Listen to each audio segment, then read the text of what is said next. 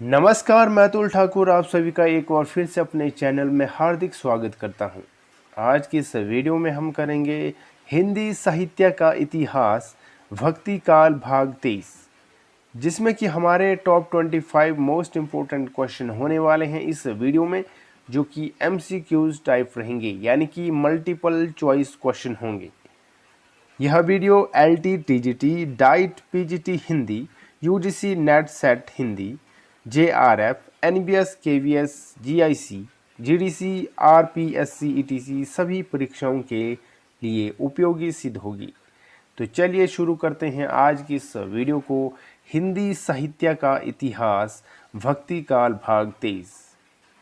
आज की इस वीडियो का पहला प्रश्न स्क्रीन पर। प्रश्न है, प्राणचंद चौहान का संबंध भक्ति की किस शाखा से है? विकल्प है राम भक्ति शाखा, कृष्ण भक्ति शाखा, सब सुखी शाखा या फिर ज्ञान मार्गी शाखा। सही उत्तर क्या होगा इसका? प्राणचंद चौहान का संबंध भक्ति की किस शाखा से है?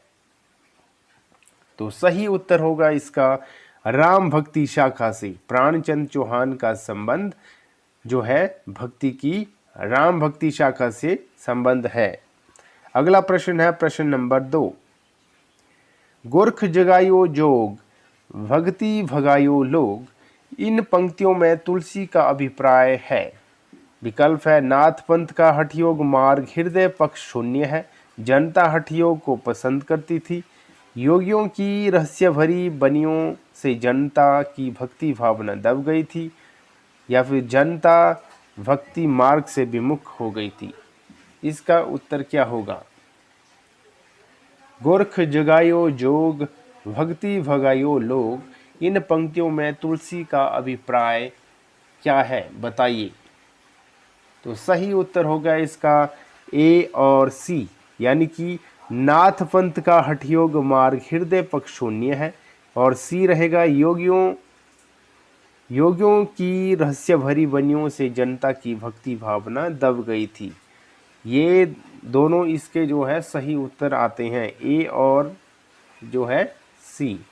यानी कि यहाँ हम जो है कोड लिखना भूल गए हैं, यहाँ नीचे ABCD में, जहाँ की हमने A और जो विकल्प डालना था वो यहाँ पे नहीं डाला गया, इसलिए इसका करेक्ट आंसर यही होगा A और C। ये दोनों इसके सही उत्तर होंगे। अगला प्रश्न है प्रश्न नंबर 3। प्रश्न नंबर 3 है, झूठो है झूठो सदा जगू, संत कहत जे अंतु लहा है, ताको सहे सठ संकट कोटिक, काढ़त दंत करत हहा है, जानपनी को गुमान बड़ो, तुलसी के विचार गवार मह है, जानकी जीवनु जान न जानियो, तो जान कहावत जानियो कहा है। तुलसी पंक्ति तीसरी पंक्ति में तुलसीदास कहना चाहते हैं, क्या कहना चाहते हैं? विकल्प है उन्हें अपने ज्ञानीपने का बहुत अभिमान है, वे स्वयं महागवार है, संसार को झूठा कहने वाले महागवार है, या फिर जानकी के जीवन से अनभिज्ञ लोग गवार हैं। तो सही उत्तर क्या होगा इसका? सही उत्तर रहेगा इसका A और B, यानी कि ये दोनों सही उत्तर होंगे इसके। उन्हें अपने ज्ञानीपने का बहुत अभिमान है, और दूसरा रहेगा इसमें वे स्वयं महागवार हैं। ये इसका सही उत्तर होगा। झूठो है झूठो सदा जगू, संत कहत जे अंतु लहा है, ताको सहे सठ संकट कोटिक, कठत दंत करत हहा है, जानपनी को गुमान बड़ो, तुलसी के विचार गवार महा है, जानकी जीवनु जान न जानियो, तो जान कहावत जानियो कहा है। तो इसका सही उत्तर क्या है? ये है A और जो है B, ये दोनों जो इसका सही उत्तर रहेगा। अगला प्रश्न है प्रश्न नंबर 4। तुलसीदास की प्रमुख रचना है। विकल्प है रामायण, रामचरितमानस, कीर्तनावली, या फिर राम रासो। सही उत्तर क्या होगा इसका? तुलसीदास की प्रमुख रचना जो है कौन सी रचना है? वेरी इंपॉर्टेंट क्वेश्चन है। एनवीएस टीजीटी हिंदी 2016 में यह प्रश्न पूछा गया था, इस लिहाज से मोस्ट इंपॉर्टेंट क्वेश्चन बनता है। सही आंसर बताइए। तो सही उत्तर होगा इसका जो है तुलसीदास की प्रमुख रचना जो है वह है रामचरितमानस।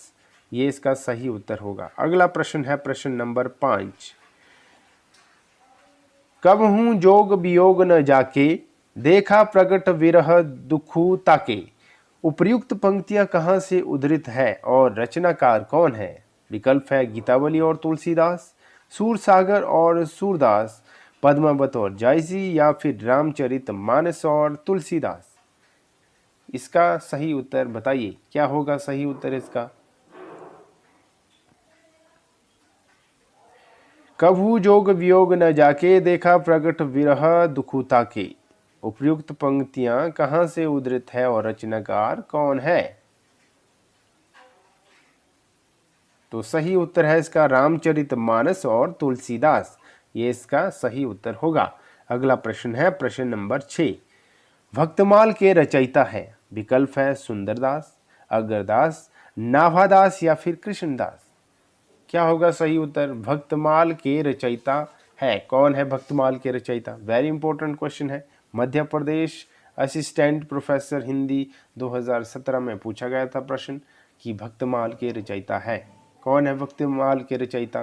तो सही उत्तर होगा यहाँ पे नाभादास। नाभादास जो है भक्तमाल के रचयिता है। अगला प्रश्न है प्रश्न नंबर 7। प्रश्न नंबर 7 है सुदामा चरित किसकी रचना है? विकल्प है नंददास की, कृष्णदास की, नरोत्तम दास की, या फिर सूरदास की। सुदामा चरित किसकी रचना है? तो सही उत्तर होगा इसका नरोत्तम दास की। सुदामा चरित जो है रचना किसकी है? नरोत्तम दास की है। अगला प्रश्न है प्रश्न नंबर 8। प्रश्न नंबर 8 है निम्नांकित में से अष्टछाप के कवि नहीं है। जो अष्टछाप के कवि नहीं पूछा गया, यहाँ पे है नहीं पूछा गया, तो नहीं कौन नहीं है? तो विकल्प है सूरदास, नंददास, हरिदास, या फिर कुभनदास। क्या होगा सही उत्तर? निम्नांकित में से अष्टछाप के कवि नहीं है। कौन जो कवि है नहीं है अष्टछाप के कवि? तो इसका सही उत्तर होगा रेदास। रेदास जो है अष्टछाप के कवि नहीं है। इसके अलावा सूरदास, नंददास, कुभनदास ये सारे जो है अष्टछाप के कवि है, और जो नहीं है वह है रेदास, यानी सी इसका सही उत्तर होगा। अगला प्रश्न है प्रश्न नंबर 9। स्वामी हरिदास द्वारा प्रवर्तित संप्रदाय है? विकल्प है राधा वल्लभ संप्रदाय, सखी संप्रदाय, निम्बार्क संप्रदाय, या फिर इनमें से कोई नहीं। वेरी इंपॉर्टेंट क्वेश्चन है। यूकेपीएससी लेक्चरर 2020 की परीक्षा में पूछा गया था प्रश्न। स्वामी हरिदास द्वारा प्रवर्तित संप्रदाय है, हरिदास का स्वामी हरिदास जी का संप्रदाय कौन सा है? तो सही उत्तर होगा इसका जो है सखी संप्रदाय। स्वामी हरिदास जी का संप्रदाय कौन रहता है? सखी संप्रदाय। ये इसका सही उत्तर होगा। अगला प्रश्न है प्रश्न नंबर 10। अष्टछाप का संबंध इनमें से किस काव्य धारा से है? वेरी इंपॉर्टेंट क्वेश्चन है। यूकेपीएससी लेक्चर 2020 में पूछा गया था। विकल्प दिए गए हैं सूफी काव्य धारा, राम काव्य धारा, कृष्ण काव्य धारा, या फिर रासो काव्य धारा। सही उत्तर क्या होगा? अष्टछाप का संबंध इनमें से किस काव्य धारा से है? तो सही उत्तर है इसका जो है कृष्ण काव्य धारा से। अष्टछाप का संबंध किस काव्य धारा से है? कृष्ण काव्य धारा से। ये इसका सही उत्तर होगा। अगला प्रश्न है प्रश्न नंबर 11। इनमें से अकबर दरबार के नवरत्नों में शामिल कवि थे? विकल्प दिए गए हैं रसखान, कुभनदास, रहीम, या फिर तुलसीदास। सही उत्तर बताइए। अकबर दरबार के नवरत्नों में शामिल कवि थे, कौन कवि जो है शामिल था अकबर के नव दरबारों में इनमें से? तो सही उत्तर होगा यहाँ पे रहीम। रहीम जो था वह अकबर के नवरत्नों में से शामिल कवि था। अगला प्रश्न है प्रश्न नंबर 12। अष्टछाप के कवियों में किन में पिता पुत्र का संबंध था? वेरी इंपॉर्टेंट क्वेश्चन है। पिता और पुत्र का संबंध था किसमें? अष्टछाप के कवियों में। कौन था वह? विकल्प है नंददास, कृष्णदास, कुभनदास, चतुर्भुज दास, परमानंद दास कृष्णदास, गोविंद स्वामी चिद स्वामी। सही उत्तर क्या होगा? अष्टछाप के कवियों में किन में पिता पुत्र का संबंध था? तो सही उत्तर होगा इसका जो है कुंभन दास और चतुर्भुज दास में जो है पिता पुत्र का संबंध था अष्टछाप के कवियों में। अगला प्रश्न है प्रश्न नंबर जो है 13। सूरसागर में वर्णित राधा कृष्ण की लीलाओं की अनुरूपता है। कैसी अनुरूपता है? विकल्प है भागवत के द्वादश स्कंद से, भागवत के द्वितीय स्कंद से, भागवत के अष्टम स्कंद से, या फिर भागवत के नवम स्कंद से। वेरी इंपॉर्टेंट क्वेश्चन है, UPSC-LT 2020 में पूछा गया था प्रश्न कि सूरसागर में वर्णित राधा कृष्ण की लीलाओं की अनुरूपता है। सही उत्तर बताइए। तो सही उत्तर होगा इसका भागवत के द्वादश स्कंद से, ये जो है इसकी अनुरूपता रहती है। सूरसागर में वर्णित राधा कृष्ण की लीलाओं की अनुरूपता जो किसमें है? भागवत के द्वादश स्कंद से। अगला प्रश्न है प्रश्न नंबर 14। नंददास के व्यक्तित्व एवं कृतित्व के संबंध में कौन सा कथन सही नहीं है? जो कथन सही नहीं है उसको यहाँ पे बताना है। विकल्प है वे गोस्वामी विठलनाथ के शिष्य थे, अष्टछाप के कवियों में वे ही सर्वाधिक प्रसिद्ध हुए, उनकी सर्वोत्कृष्ट रचनाएं रास पंचाध्यायी और भंवर गीत जो है, या फिर डी है रस मंजरी नायक नायिका भेद से संबंधित रचना है। इसका उत्तर क्या होगा इस प्रश्न का? सही उत्तर बताइए। नंददास के व्यक्तित्व एवं कृतित्व के संबंध में कौन सा कथन सही नहीं है? तो सही उत्तर होगा इसका अष्टछाप के कवियों में वे ही सर्वाधिक प्रसिद्ध हुए। ये जो है सही नहीं है, यानी ये सही उत्तर है। यहाँ पूछा गया सही नहीं है तो कौन नहीं है? ये जो है अष्टछाप के कवियों में वे ही सर्वाधिक प्रसिद्ध हुए, ये जो है सही नहीं है। इसका बी इज करेक्ट आंसर। अगला प्रश्न है प्रश्न नंबर 15। किस आचार्य के दार्शनिक सिद्धांत को भेदाभेदवाद के नाम से जाना जाता है? वेरी इंपॉर्टेंट क्वेश्चन है। भेदाभेदवाद के नाम से जाना जाता है। विकल्प है यहाँ पे रामानुजाचार्य, निम्बार्काचार्य, मध्वाचार्य, या फिर विष्णु स्वामी। सही उत्तर क्या होगा इसका? RPSC assistant professor 2020 paper second में यह पूछा गया था सवाल कि किस आचार्य के दार्शनिक सिद्धांत को भेदाभेदवाद के नाम से जाना जाता है?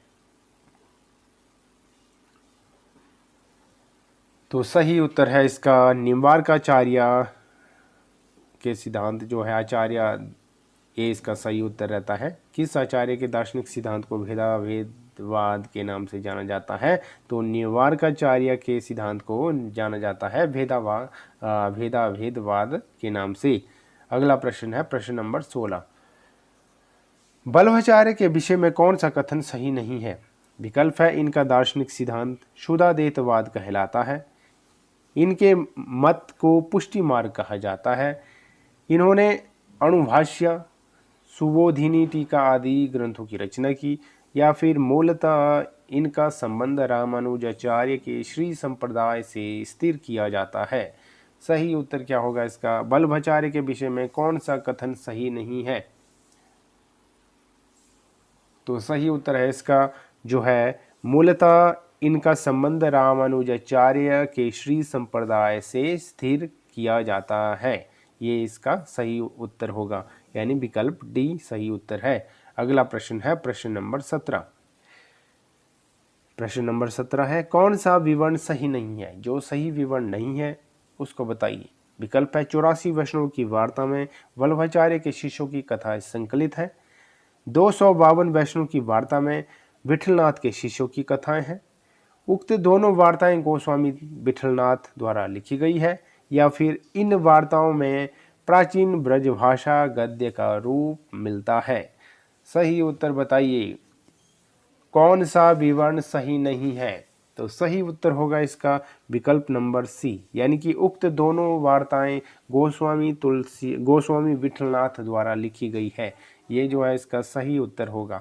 अगला प्रश्न है प्रश्न नंबर 18। भक्तिकालीन कृष्ण काव्यधारा के संबंध में कौन सा कथन सही नहीं है? विकल्प है इसकी एक सामान्य प्रकृति एक है कि यह अधिकतर प्रबंध रूप में रचा गया है। अगला है पुष्टि मार्गीय कृष्ण काव्य में गोपाल कृष्ण की बाल लीला को विशेष महत्व दिया गया है। अगला है कृष्ण काव्य का सर्वाधिक प्रिय विषय राधा कृष्ण की प्रेम लीला है, या फिर अधिकांश कृष्ण काव्य गीति पदों में रचा गया है। सही उत्तर क्या होगा? भक्तिकालीन कृष्ण काव्य धारा के संबंध में कौन सा कथन सही नहीं है? तो सही उत्तर होगा इसका विकल्प नंबर ए, यानी कि इसकी एक सामान्य प्रकृति एक है कि यह अधिकतर प्रबंध रूप में रचा गया है। ये इसका सही उत्तर होगा। अगला प्रश्न है प्रश्न नंबर 19। इनमें से कौन सा कवि ज्ञानमार्गी विचारधारा से संबंध नहीं माना जाता है?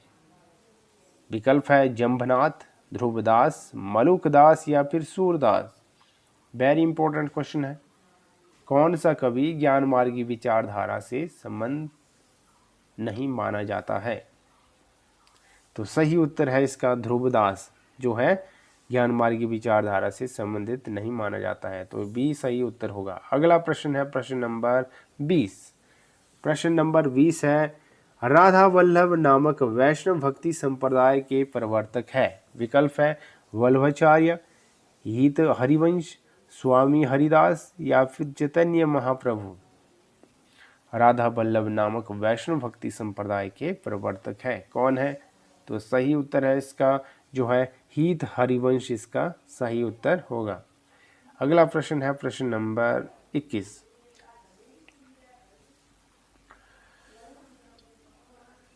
पुष्टि मार्ग को जहाज जात है।